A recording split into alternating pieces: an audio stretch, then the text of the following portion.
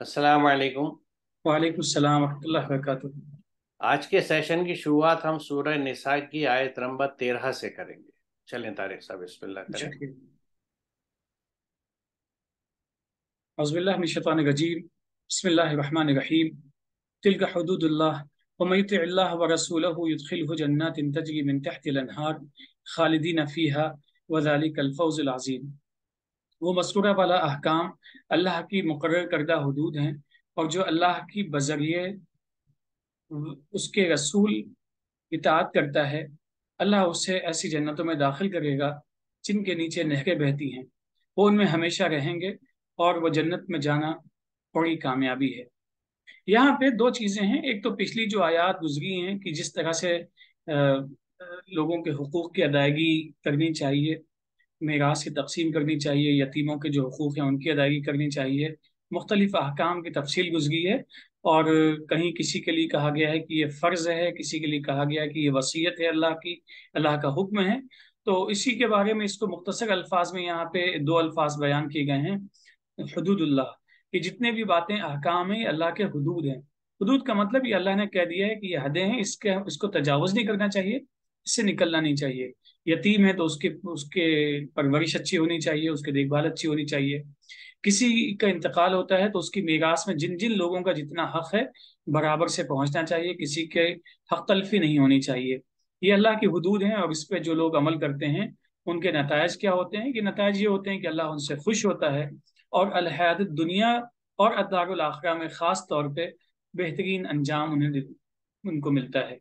यहाँ पे एक चीज वजाहत तलब थोड़ी सी है। मैं अल्लाह व रसूलहू, जिसने अल्लाह की और उसके रसूल की इताअत की, तो जाहिर सी बात है अल्लाह का पैगाम ही अल्लाह के रसूल ने इंसानों तक पहुंचाया है। तो गोया मजमूई तौर पे अल्टीमेट बात यही है कि जो अल्लाह का जो पैगाम है, जो हुक्म है, जो किताब की शक्ल में मौजूद है, उस पर कितनी पासदारी उसकी की जाती है, उसके आकाम पे कैसे अमल किया जाता है। अगर वाक़ई उस पर अमल है तो जन्नतें हैं। जन्नत का मतलब है आराम है, सुकून है, इत्मीनान है, जो अल्टीमेट इंसान का एक हदफ भी होता है इस जिंदगी में भी। और दूसरी अहम चीज ये है कि वहां पे वो खालिदीन फीहा इस आयत में भी है और आगे आने वाली आयत में भी है। तो इससे मुराद यही है कि अद्दारुल आखिरा की बात की जा रही है, यानी हमेशा हमेश का सुकून उनको मिल जाएगा। और ये जो हमेशा हमेश का सुकून है किसी को मैसर आ जाए, तो अपने आप में ये अल फौजुल अजीम है, सबसे बड़ी कामयाबी है। मुनासिब डॉक्टर साहब, मेरे ख्याल से आप अगली आयत भी ले लें, फिर दोनों को मैं डिस्कस कर लूंगा, क्योंकि वो इसी का दूसरा रुख है। जी मुनासिब है, ऐसे कर लेते हैं।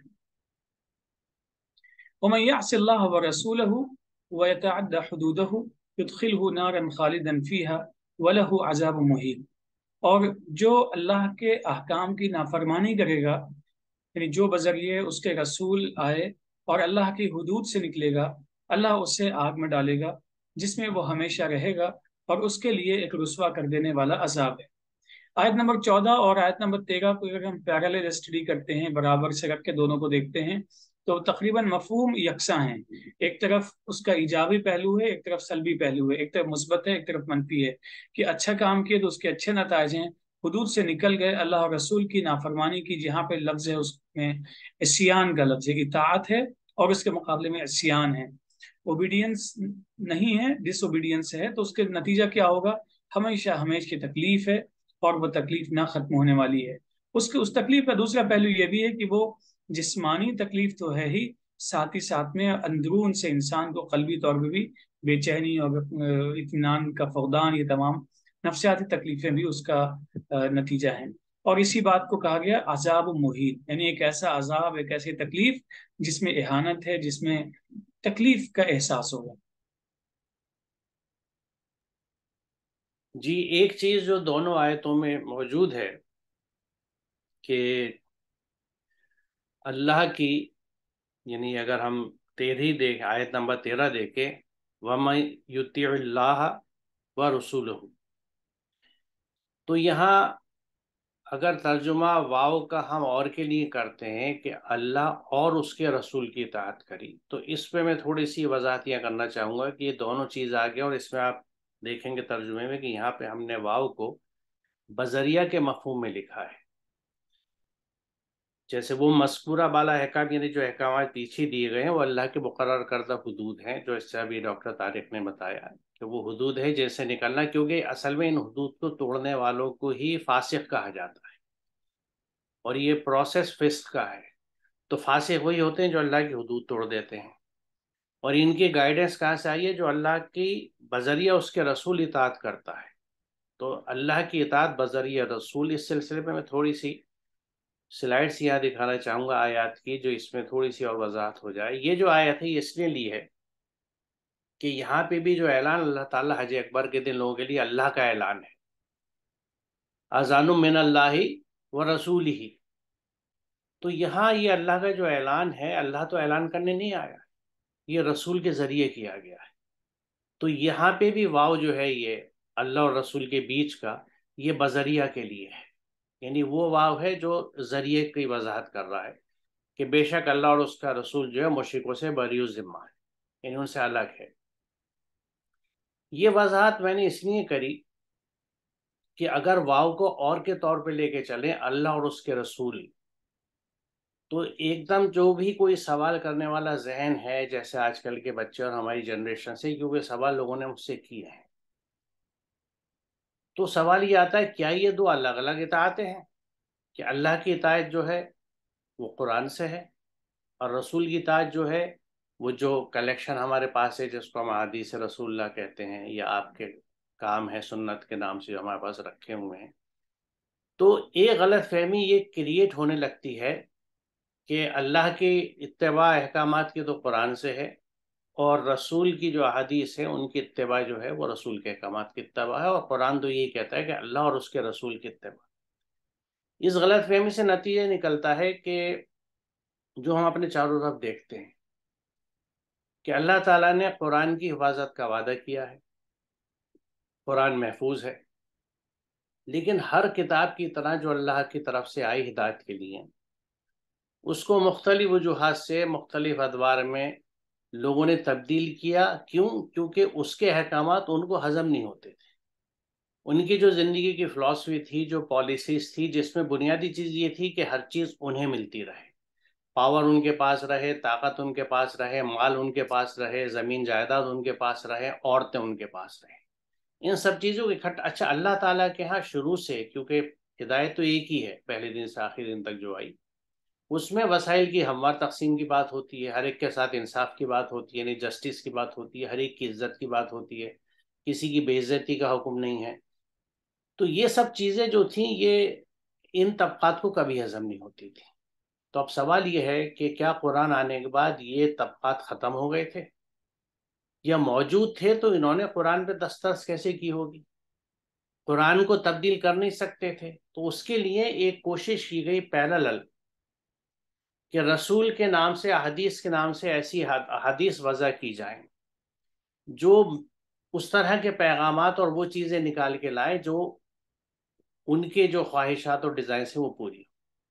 اور یہ بات میری کہیں بھی نہیں ہے، موضوع احادیث پہ آج تک کام ہوتا ہے، آئے دن ہم یہ بات جو ہم محققین ہیں ثابت کرتے ہیں کہ یہ حدیث جو ہے بنائی ہوئی ہے، گھڑی ہوئی ہے، موضوع ہے، لہٰذا اس کو الگ کیا جاتا ہے۔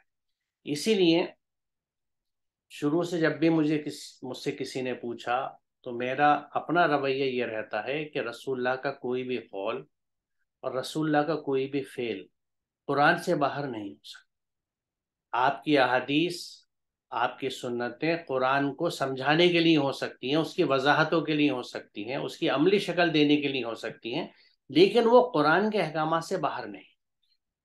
اس کے لیے ضروری یہ ہے، یعنی قرآن ہمارا انڈیکس ہے، قرآن کو خود فرقان کہا جاتا ہے، یعنی کسوٹی ہے جو کھرے کھوٹے کا فرق بتاتی ہے۔ تو جب قرآن کو ہم ایک کسوٹی مانتے ہیں، تو ہم اگر کسوٹی سے واقف نہیں ہیں اور در حقیقت کسوٹی ہمارے پاس ہے ہی نہیں، تو ہم کہاں سے جج کریں گے؟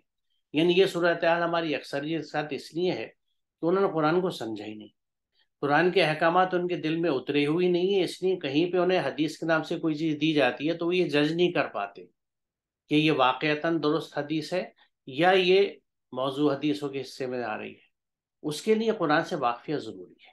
اب رہی یہ بات کہ رسول اللہ نے اتباع کس چیز کی کری، اس کے لیے میں کچھ سلائڈس یہاں دکھاؤں گا۔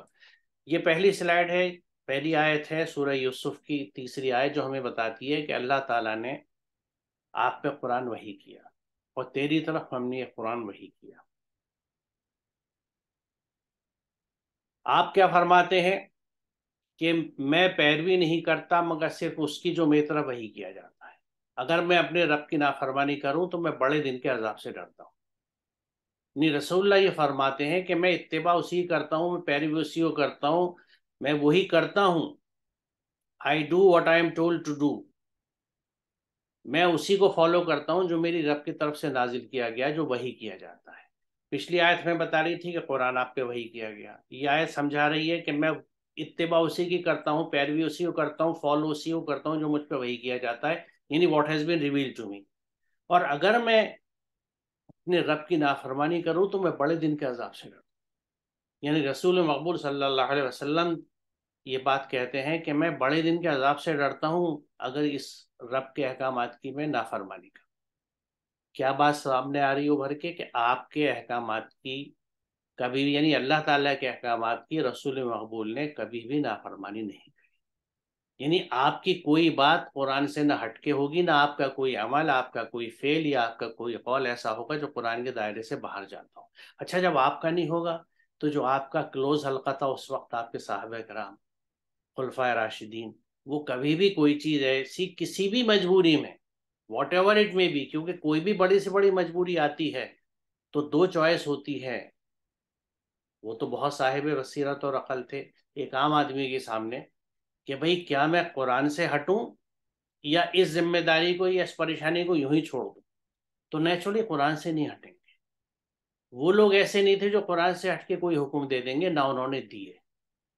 وہ اگر ہمیں ملتے ہیں تو وہ اسی تاریخ کا اور ان چیزوں کا حصہ ہے جو انسانوں کی بنائی ہوئی ہیں، اور ان پہ ہمیشہ سوال اٹھاتا ہے اور اٹھنا چاہیے اگر کوئی آدمی ذہن رکھتا ہے، عقل رکھتا ہے اور قرآن کی ہدایت کے مطابق غور و فکر کرنے والا ہے اور عقل استعمال کرتا ہے۔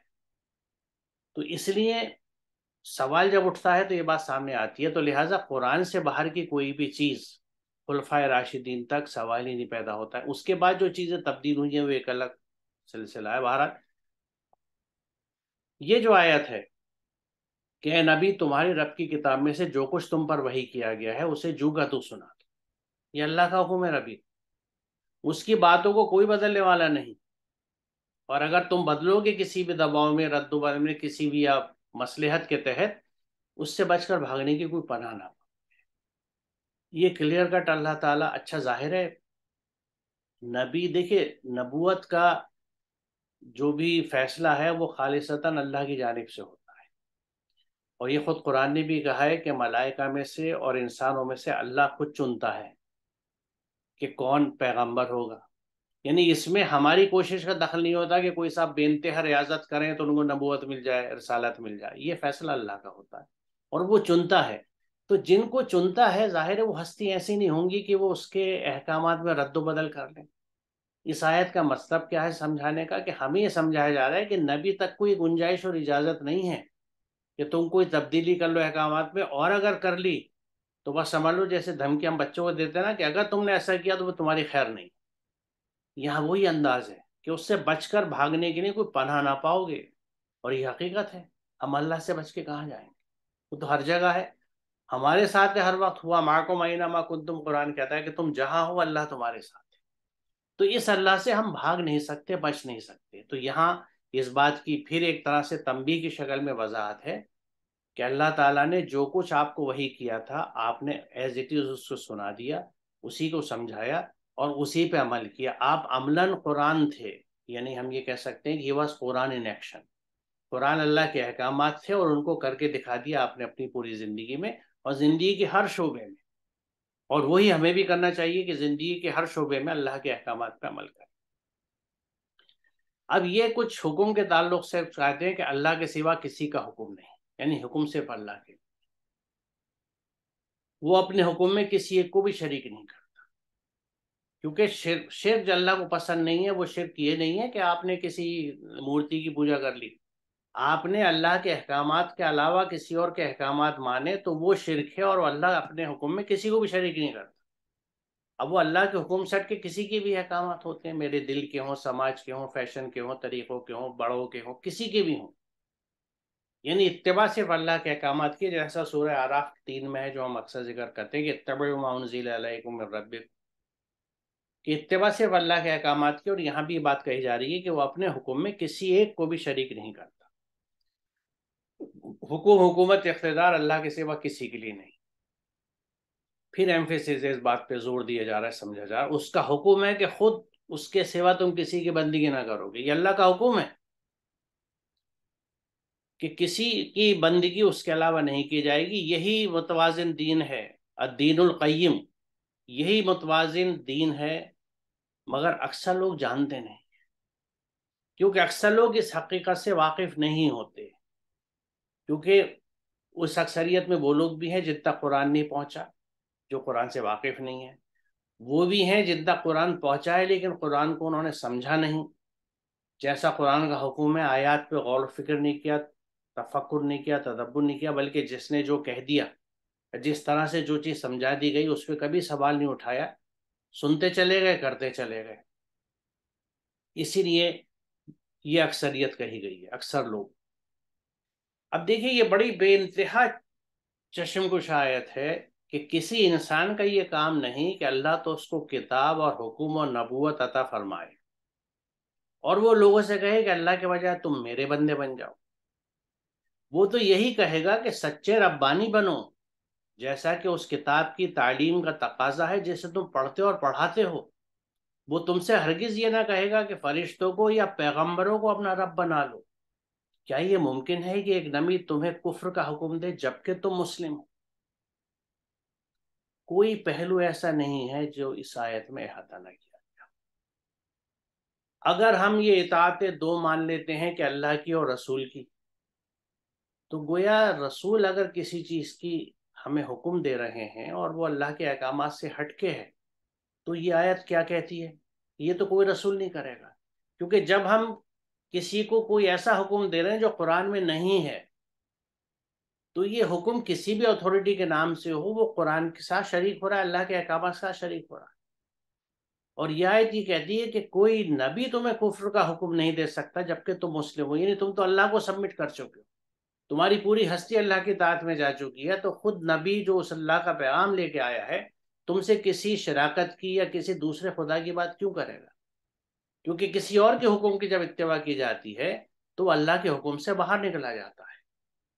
اور اسی بات کو یہاں کہا جا رہا ہے کہ سچے ربانی بنو، اور وہ یہ نہیں کہا کہ تم اللہ کے بجائے میرے بندے بن جاؤ۔ یعنی جب ہم رسول سے منسوب کر کے کوئی ایسی بات کہتے ہیں جو قرآن میں نہیں ہے تو اس کی اتباع جو ہے وہ اللہ کی اتباع سے ہٹ گئی ہے۔ تو یہ بہت اہم آیت ہے جو اس چیز کی بہت وضاحت کرتی ہے۔ اور یہاں پہ دیکھیے ہم نے جو پیغمبر بھیجا اس لیے بھیجا کہ اللہ کے حکم یعنی قانون کے مطابق اس کا کام آنا چاہے۔ یہ نہیں، یہ وہی وضاحت ہے اس بات کی کہ اللہ کا جو قانون ہے، جس کی اجازت ہے، جو حکم ہے، اسی کے مطابق اس کا کام آنا چاہے۔ تو یہ پریزنٹیشن میں نے اس وجہ سے کیا کہ اس کی روشنی میں پھر یہ کنکلوژن قرآن ڈرا کرتا ہے، قرآن کہ جس نے رسول کی اطاعت کی پس اس نے اللہ کی اطاعت۔ یعنی اس طرح سے اس بات کو سمجھنا چاہیے، رسول کی اطاعت کوئی الگ سے اطاعت نہیں ہے، ورنہ تو پھر وہ مونوتھزم کہاں سے ہوا، وحدانیت کہاں ہوگی؟ اگر دو اطاعتیں ہوئیں تو دو خدا ہو گئے، نعوذ باللہ۔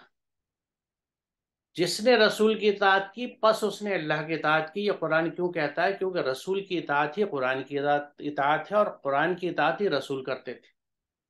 یعنی رسول کی اطاعت جو ہے وہ قرآن کی اطاعت ہوگی، اور رسول کی اطاعت یعنی آپ کے کسی قول، کسی فعل، کسی چیز میں ہمیں یہ چیز نہیں دکھے گی کہ آپ قرآن کی ہدایت سے باہر گئے۔ قرآن کی وضاحتیں ہیں، قرآن کو ایکسپلین کیا گیا، سمجھایا گیا ہے۔ اور اس میں یہ پہلو بھی ہمیں ذہن میں رکھنا ہے کہ رسول اللہ نے اس وقت جو چیزیں قرآن پہ عمل کے لیے سمجھائی تھیں وہ اس وقت کے زمانے سے تھی۔ مثال طور پر اگر قرآن میں یہ حکم ہے کہ تم زمین پہ گھومو، قل سیروا فی الارض کی جو بات ہے، تو رسول اللہ نے اس حکم پہ عمل کس طرح کرا ہوگا یا کیا کہ اونٹوں پہ اور گھوڑوں پہ چلے جو اس وقت کی سواری تھی۔ لیکن آپ کا پیغام کیا تھا کہ اللہ کے احکام پہ عمل کیا۔ اب ہم طریقہ بھی اس وقت کا اپنا لیں تو پھر آج بھی کیا ہم گھوڑے اور اونٹ پہ چلیں گے؟ آج تو ہم موٹر سے چلتے ہیں، ہوائی جہاز سے چلتے ہیں، 10 طریقوں سے چلتے ہیں. اب کون حج کرنے جاتا ہے ایون گھوڑے یا اونٹ کے اوپر؟ وہ شوقیہ چلا جائے، ورنہ ہوائی جہاز سے جاتے ہیں. رسول اللہ تو کبھی نہیں گئے تھے. تو یہ بات ہمیں ذہن میں رکھنی چاہیے کہ اس وقت کی جو چیزیں تھیں اس وقت کے حساب سے تھی، اس وقت کے زمانے کے تقاضے کے حساب سے تھی. اصل چیز کیا تھی کہ اللہ کے حقوق پہ عمل کرنا. جو بھی آپ کے پاس ریسورسز اور طریقے ہوں، جو اس وقت کے طریقے تھے آپ نے اس پہ عمل کر کے دکھا دیے. آج طریقے دوسرے اور نئے ہمارے پاس آ گئے، اور ان میں کوئی اگر فساد نہیں ہے، کوئی خرابی کا پہلو یا شر کا پہلو نہیں ہے، تو آپ اس پہ عمل کیجئے. مقدم کیا ہے کہ اللہ کے احکامات پہ عمل. تو اس طرح سے رسول کی اطاعت اور اللہ کی اطاعت دو الگ الگ اطاعتیں نہیں، یہ ایک ہی اطاعت ہے. اور اسی کو ذہن میں رکھنا چاہیے، کیونکہ کبھی بھی کسی ایسے چکر میں ہمیں نہیں پھنسنا چاہیے کہ جہاں ایسا غلط فہمی یا گمان ہو کہ یہ دو اطاعتیں ہیں. دوسری بات یہاں پہ جو غور کرنے کی ہے کہ آیت نمبر 13 میں یہ کہا گیا تھا کہ جو اطاعت کرتا ہے اللہ کے احکامات کی جو رسول کے ذریعے بھیجے گئے، اللہ اسے ایسی جنتوں میں داخل کرے گا جن کے نیچے نہریں بہتی ہیں. دوسرا پوائنٹ تھا ان میں وہ ہمیشہ رہیں گے، اور یہ ایک بڑی کامیابی ہے، جیسا ڈاکٹر صاحب نے بھی بات سمجھائی. اس میں یہ عرض کرنا چاہوں گا کہ یہ دو چیزیں کہ وہ قرآن مثالیں بیان کرتا ہے، اور وہ مثال اس لیے بیان کرتا ہے کہ انسان کی ذہن، علم اور معلومات جتنی ہیں وہ اس کے دائرے میں چیزیں آ جائے. وہ کبھی بھی ایسی بات نہیں کہتا جو ہمارے ویژن سے بیونڈ ہو، ہماری سوچ سے باہر کی چیز ہو، کیونکہ اس دنیا سے باہر کی چیزیں جو ہیں وہ ہمارے ویژن میں، ہماری سوچ میں نہیں آ سکتی. اس لیے یہ مثال جو دی جاتی ہے جنتوں کی، یعنی باغوں کی. باغ کی وجہ یہ ہے کہ باغ میں ہمیشہ ٹھنڈک ہے، سایہ ہے، فراوانی ہے، اور دھوپ کی تمازت نہیں. دوسری جگہ پہ جنت کی کیفیت اللہ تعالیٰ نے یہی بتائی ہے کہ وہاں تم دھوپ سے بچے رہو گے، وہاں تمہیں بھوک نہیں لگے گی، وہاں تمہارے جسم پہ کپڑے ہوں گے اور تمہیں کھانے کو ملے گا. تو اس کی بات جو دوسرے ساتھ میں آئی ہے کہ جن کے نیچے نہریں بہتی ہیں، تو یہ نہر بھی ایک نوشنل، ایک مثال کے طور پہ چیز ہے جو کسی بھی چیز کی فراوانی کو، یعنی things will be in plenty and they will be freely available. جس طرح انسان سے شروع میں یہ بات کہی گئی تھی جو سورہ بقرہ میں ہم نے دیکھی کہ یہاں پہ تم جاؤ، یعنی جنت کے سلسلے میں تھا کہ جہاں سے جاؤ جو چاہو کھاؤ پیو، یعنی پوری آزادی تھی اور ہر چیز خوب وافر مقدار میں اویلیبل تھی. یہی بات یہاں کہی گئی ہے کہ ہر نعمتیں جو ہیں وہ جاری ہوں گی، ان کا فلو ہوگا، فری فلو ہوگا، فری اویلیبلٹی ہوگی. جہاں سے انسان جو چیز چاہے گا کھائے گا. یہ جنت کی نشانی بتائی گئی ہے، اور یہ ایک بہترین کامیابی بتائی گئی ہے، کیونکہ ایک ایسی جگہ پر آپ رہیں گے جہاں پہ آپ کو وہ تمام چیزیں جو دنیا میں پریشان کرتی ہیں وہ وہاں آپ کو پریشان نہیں کرے گی، کیونکہ آپ کسی طرح کے عذاب میں نہیں ہوں گے. جیسے اگلی آیت میں 14 میں ہے کہ جو لوگ ان باتوں پہ نہیں چلتے، اللہ کی ہدایت پہ نہیں چلتے، تو ان کے لیے عذاب ہے. اور وہ عذاب جو ہے، جو ان کی برننگ ہے، پریشانی ہے، دکھ ہے، پیڑا ہے، وہ اس زندگی میں بھی چلے گی، اور آخرت میں تو پھر وہ شدید آگ میں ڈال دیے جائیں گے. ایک شدید عذاب انہیں ملے گا، جلتی ہوئی آگ کا، بھڑکتی ہوئی آگ کا. لیکن وہ آگ اور جلن جو ہے وہ دنیا میں بھی ان کی زندگی میں رہے گی، ہر طرح کی بے چینی اور جلن کی شکل. سکون نہیں ہوگا، امن میں نہیں ہوں گے. تو میرے خیال میں طارق صاحب یہاں رکتے ہیں آج. جی مناسب. انشاءاللہ اگلے سیشن میں سے آگے چلیں گے. السلام علیکم. وعلیکم السلام.